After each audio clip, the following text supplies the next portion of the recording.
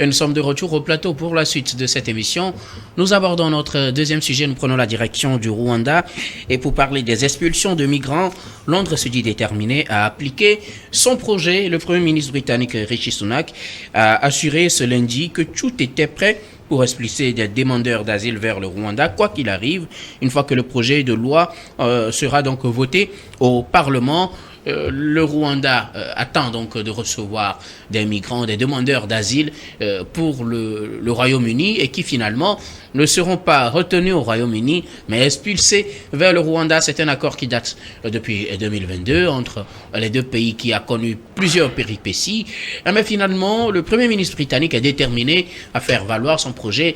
Il assure que les déplacements ou les premiers vols pourraient commencer dans 10 à 12 semaines si le texte est adopté par le Parlement britannique qui avait déjà suscité beaucoup de réactions, a déjà réagi sur ce sujet, rejeté une première proposition qui juge que le Rwanda était un pays tiers stable et sûr. Le texte a été revu, il est relancé au niveau des députés britanniques qui doivent l'adopter pour permettre au Premier ministre de mettre en exécution son projet. Lui, il tient ferme. Le projet devra commencer, quoi qu'il arrive, il est prêt. Donc, pour cela, je commence par vous, Adama Adjronou. Le Royaume-Uni reçoit des demandes d'asile des migrants venus de partout sur son sol et pour freiner l'élan migratoire vers son territoire, le Royaume-Uni a trouvé un accord avec le Rwanda. L'accord permet au Royaume-Uni donc d'expulser certains migrants vers ce pays africain où ils seront relogés, ils seront réintégrés finalement à la population, sauf que pour le Royaume-Uni, cela devait permettre de limiter le flux migratoire vers son territoire. Oui, c'est un sujet de crispation et de frustration qui divise même au sein de la quasi-majorité de la population même britannique. Pour des raisons évidentes liées au fait que ce sont aujourd'hui les Africains qui majoritairement sont pour la plupart indexés, même si j'ai cru, puisque moi, à l'annonce de ces nouvelles depuis 2020, j'avais cru qu'essentiellement c'était tout simplement les Africains qui étaient donc concernés. Or, en réalité, c'est tous les migrants venant de partout. Mais lorsque vous voyez très bien, en tout cas, la manière dont les Africains, pour la plupart du temps, sont traités, que ce soit au niveau des demandes d'asile, etc., j'ai comme l'impression qu'il y aura foncièrement une discrimination liée donc à ce test-là. Voilà pourquoi d'ailleurs même, mais bien évidemment, ils ne seront que des Africains. C'est ce que, en tout cas, lorsque vous laissez... Le test ne le dit pas. Je l'ai dit, le test ne le dit pas. Le test parle des migrants de façon générale. Mais je vous dis que le test va se focaliser essentiellement sur les Africains. C'est ce qui fait d'ailleurs même que vous allez constater que c'est la plupart des pays africains qui interviennent pour contester en réalité le fait que le Rwanda ait accepté de pouvoir être le pays qui devait donc abriter ces migrants-là. Ou à défaut, si tel est que tous les migrants devraient rebrousser chemin vers le Rwanda, vous verrez que majoritairement les visas qui seront donc refusés seront plus, les Africains seront plus majoritaires, compte tenu du fait qu'il y a des opportunités, puisque le Rwanda même offre des opportunités d'intégration, en tout cas de recyclage de certains, où les motivations qui vous permettent d'être sur le territoire britannique ne sont pas assez valables. Lui vous offre des opportunités à rester au Rwanda et si vous voulez très bien même intégrer en tout cas la population rwandaise. Mais au même moment, vous savez, nos pays, les gens essaient donc de faire des migrations pour la plupart du temps économiques. C'est vrai qu'on a quelques rares migrations scolaires, etc. Mais je pense que le Rwanda offre d'énormes opportunités. Vous verrez que à la longue, étant donné qu'on veut systématiquement refuser pour les pays africains de pouvoir s'installer ou d'avoir des visas pour y aller, on nous dira qu'il y aura délocalisation des universités britanniques dans les pays et majoritairement le Rwanda. Donc ça vous dire, lorsque vous êtes étudiant et que vous voulez aller étudier en Grande-Bretagne, vous pouvez le faire tout à fait. Et c'est ce qui va advenir. Mais au même moment, moi je pense que si, au lieu de rester à contester la réforme, il faudrait, je pense que c'est une balle lancée à nos dirigeants africains de pouvoir faire davantage et qu'aujourd'hui, vous verrez que cette contestation liée à nos pays africains avec certains pays occidentaux, même si la Grande-Bretagne aujourd'hui n'est pas sur la liste, je pense qu'à l'avenir, nous allons appliquer la réciprocité.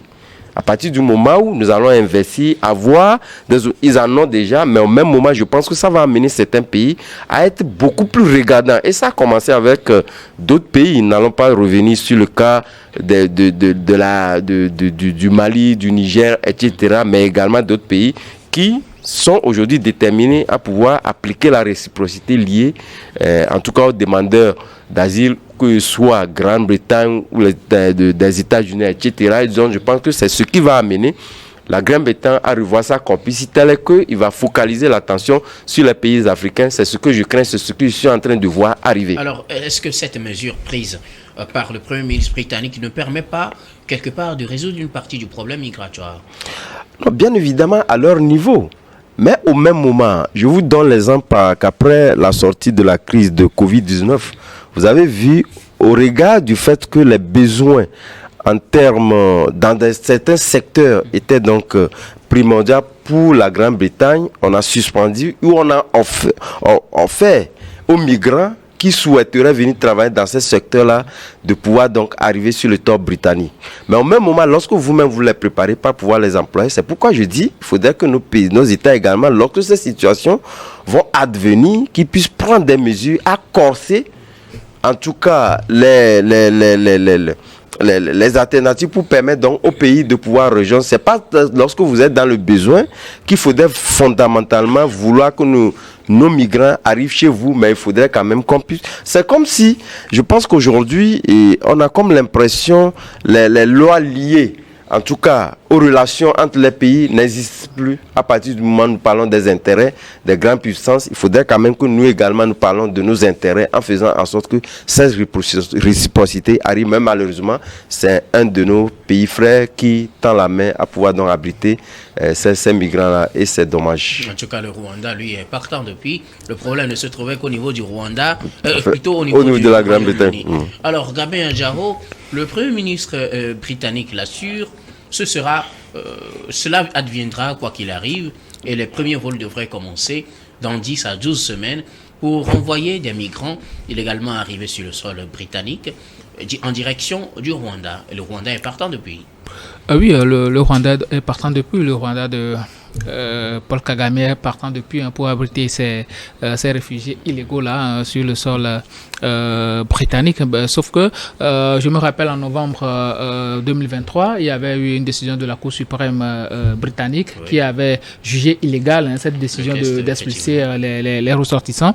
Ce qui a fait que le test est réintroduit au Parlement. Et bon, pour le Premier ministre Rishi Sunak, forcément, il fera tout pour pouvoir faire passer cette loi-là et expulser ces gens-là. Et moi, ce qui m'a choqué le plus, c'est que lorsque la Cour suprême britannique avait sorti cette décision, c'était le Rwanda qui avait contesté la décision. Et moi, puisqu'on présentait le Rwanda comme un pays très sûr, et la Cour suprême britannique estimait que ce n'était pas le cas, le Rwanda a voulu défendre sa cause. Oui, le Rwanda a voulu défendre sa cause, mais je pense que la Cour suprême avait fait cas de beaucoup de motifs, pas forcément liés au Rwanda, pour s'opposer à cette décision-là. Parce que vous savez, ça représente aussi un risque pour ces gens-là. Parce que imaginez des gens qui sont expulsés parce qu'ils sont en train de chercher meilleur refuge que là où ils étaient.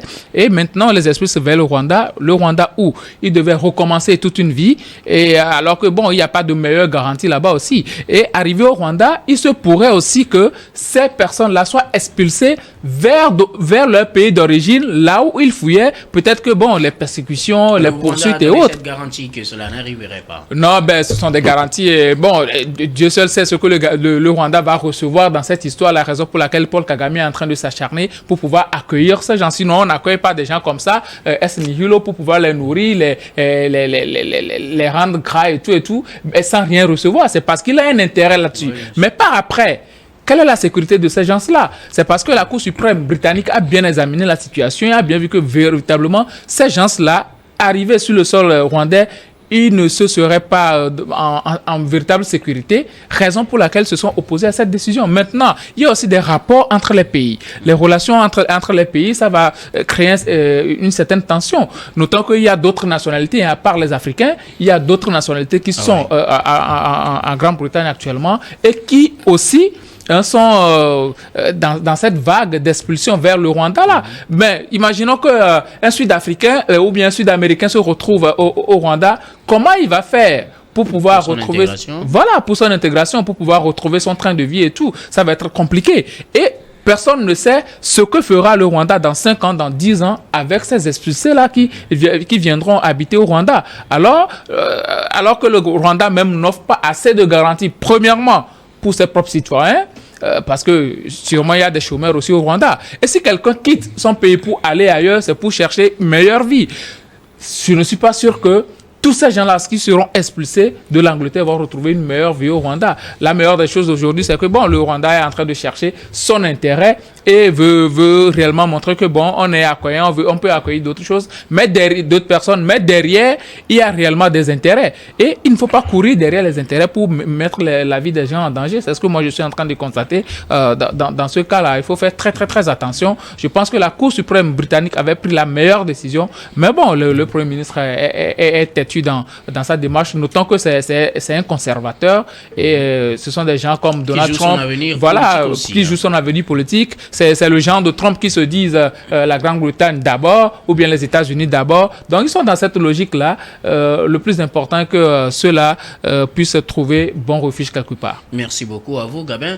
Dieudonné Sewonou, le Premier ministre britannique l'assure, ce sera fait quoi qu'il arrive. Les premiers vols devraient commencer dans 10 à 12 semaines vers le Rwanda. C'est cela. Moi, je dirais que j'attends le premier vol et voilà pour me prononcer effectivement, si ce n'est pas une décision dirigée contre les Africains.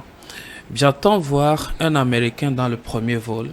J'attends voir un Syrien dans le premier vol. J'attends voir un Qatarien dans le premier vol. J'attends voir un Koweïtien dans le premier vol. Je dis tout simplement... Si ces nationalités font partie des migrants concernés. Voilà.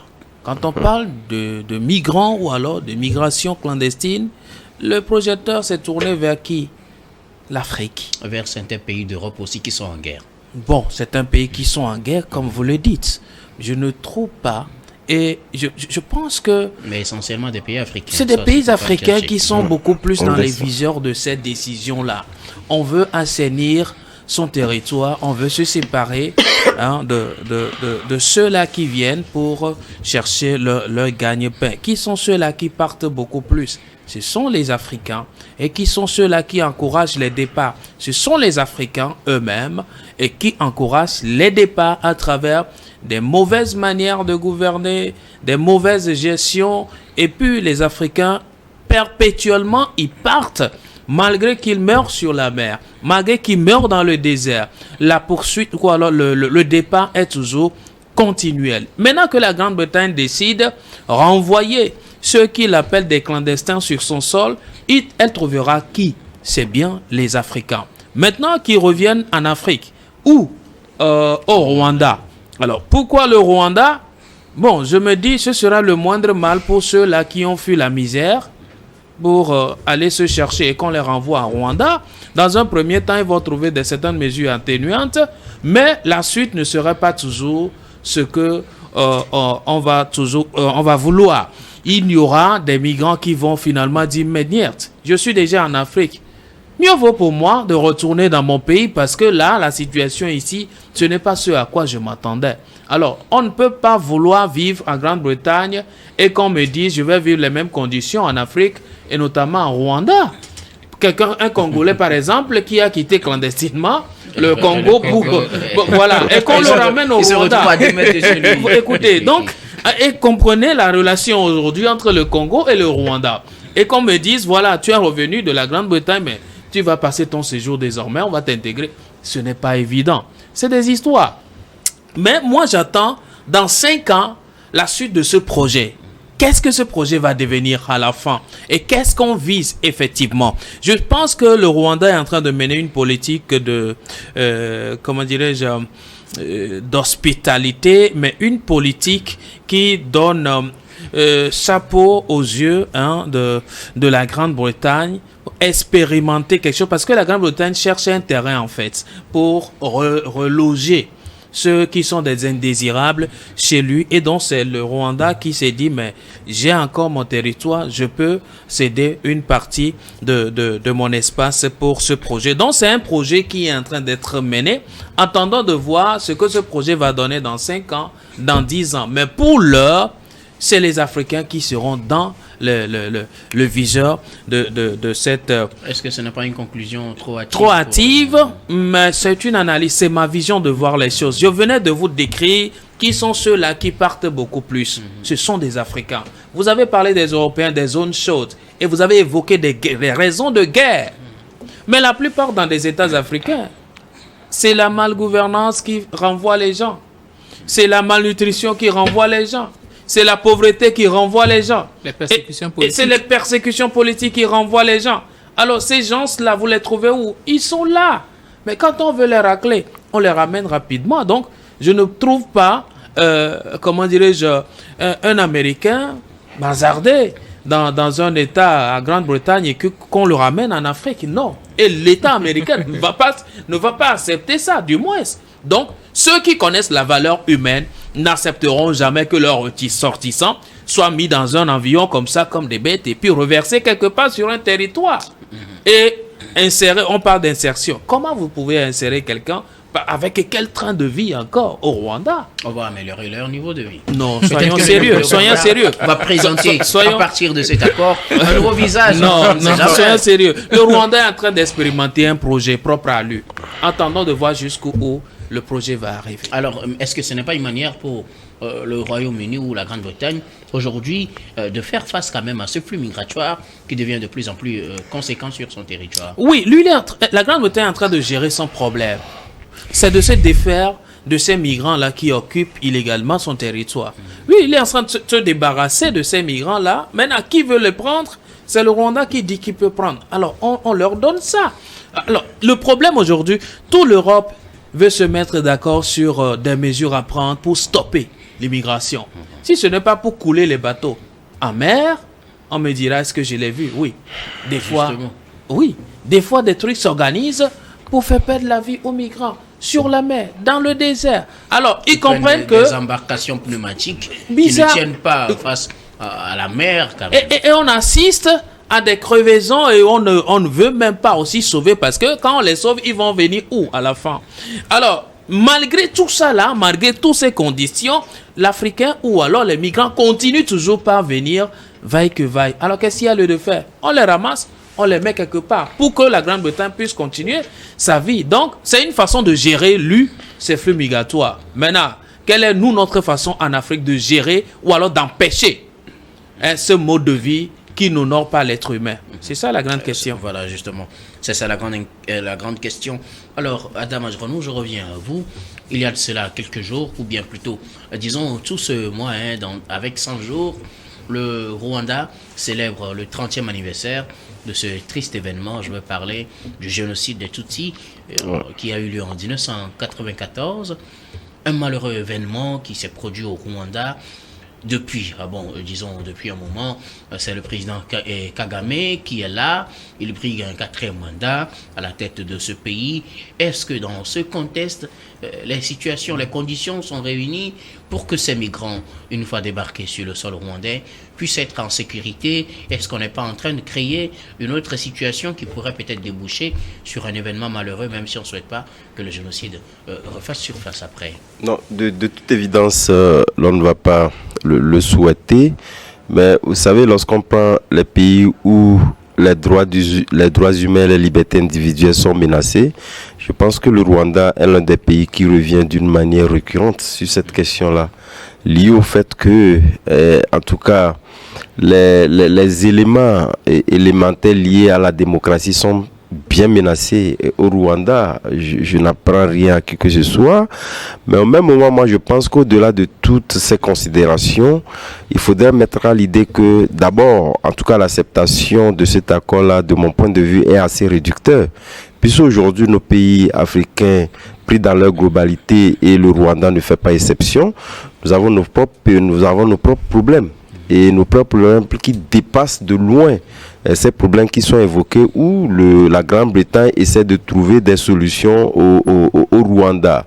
Mais ce qui va advenir dans les prochains jours, ou pratiquement, moi je pense que ce test-là, au-delà de toute considération qui lui est donnée, est plutôt, de mon point de vue, assez dissuasive. Pour la simple et bonne raison que désormais, la Grande-Bretagne serait une ligne indésirable pour toute personne qui souhaiterait naturellement donc aller en aventure. Je pense que le Rwanda, la Grande-Bretagne n'est pas cette destination-là qu'il faudrait donc emprunter, lié naturellement à cet accord-là, que je le dis en toute franchise. Vous verrez, de toute évidence, si tel est que l'on veut être clair, en donnant les chiffres à la main, ce qui est fait, si cela advenait, j'en doute assez fortement, et surtout, ce serait quand même d'un goût d'inachevé, qu'on dise véritablement que, comme Dieudonné le disait tantôt, qu'on a vu, en tout cas un Américain ou pratiquement un Français qui souhaiterait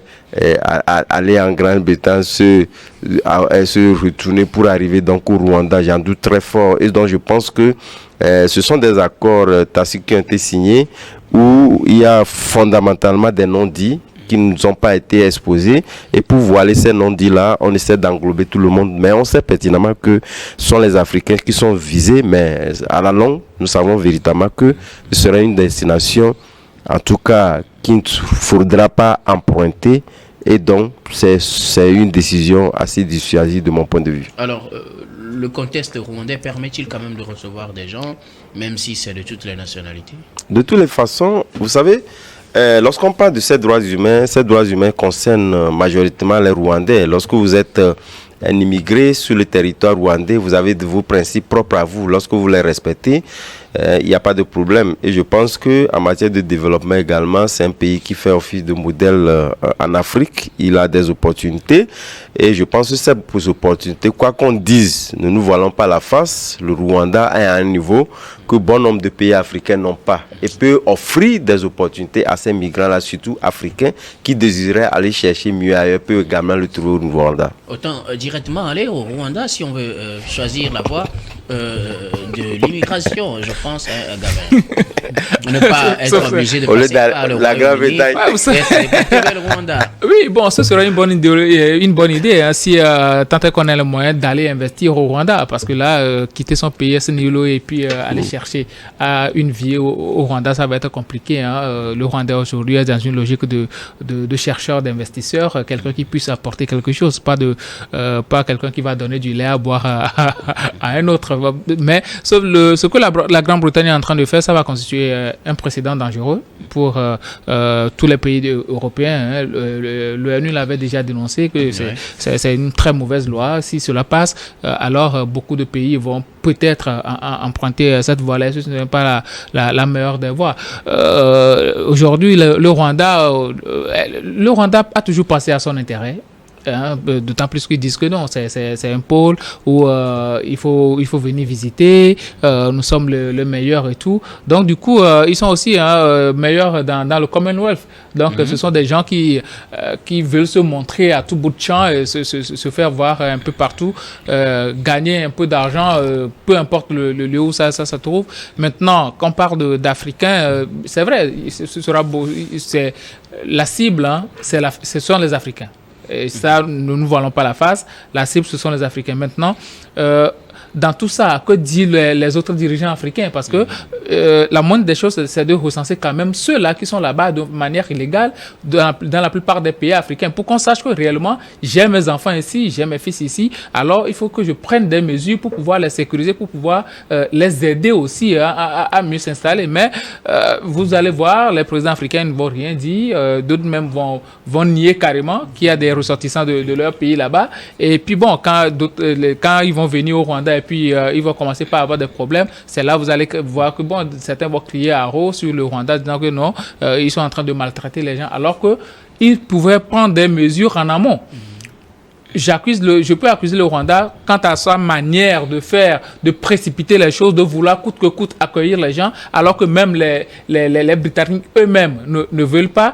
Alors je pense que la meilleure des choses à faire aujourd'hui, c'est de tout faire pour que ces gens-là, quoi qu'il en soit, la loi va passer, hein, la loi va passer, quoi qu'il en soit, la loi va passer. C'est de tout faire pour que ces gens-là puissent trouver meilleures conditions de vie au Rwanda que cela n'était dans leur pays d'origine. Je donnais Sewanou, il y a de cela 30 ans, le génocide rwandais, la commémoration continue d'ailleurs, et nous connaissions le contexte politique du Rwanda, le contexte social aussi, même s'il s'améliore, le contexte économique également, mais est-ce de bons contextes qui permettent au Rwanda de recevoir des gens qui ne sont pas normalement des Rwandais et qui viennent vivre indéfiniment sur son sol? Donc, je l'ai déjà dénoncé, hein, le contexte ne s'y prête pas pour l'instant, hein, le contexte ne s'y prête pas parce que quoi qu'on dise, c'est parce qu'on a un Paul Kagame aujourd'hui qui sait jouer sur les braises et qui sait peser de son poids pour garantir ce qu'il est en train de garantir. Qu'on a l'impression qu'on a une stabilité. Voilà, qu'on a l'impression qu'on a une stabilité. Mais si demain, quelqu'un d'autre venait et qui n'aurait pas, ou alors qui n'est pas les mêmes manœuvres que Paul Kagame, vous voyez, cette insécurité est toujours ambiante, mais de façon très enveilleuse. Et il faut faire extrêmement attention pour continuer dans la même logique de stabilité, prendre beaucoup de gants, mais si on ne fait pas attention, on risque de glisser très rapidement dans une crise qui ne dira pas son nom. Maintenant, en face de cela, s'amuser à faire, à créer une poubelle, ou alors, bon, je voudrais dire, la Grande-Bretagne cherche son dépotoir, hein. Alors, s'amuser à s'offrir un dépotoir, parce que le dépotoir, tout y est, hein. Tout peut venir sur un dépotoir. Tout ce qu'on emballe et qu'on renvoie, personne ne sait de quoi ils sont capables. Alors, que le Rwanda, qui soit dans cette situation, se donne ce plaisir d'accepter tout sur son territoire, c'est un danger lointain, selon moi, mais que la gestion se fasse de façon très, très, très rationnelle pour ne pas aboutir à cela. Nous ne sommes pas des prophètes de malheur, mais la situation, le contexte présent pour le Rwanda ne s'y prête pas, à mon avis. Et la Grande-Bretagne est libre de chercher son dépotoir, mais le Rwanda aussi doit se mettre à l'évidence que jusqu'à preuve du contraire, le pays danse sur la braise. Merci beaucoup. À vous tous, nous allons marquer la pause pour le journal, puis on revient juste après pour la suite de cette émission.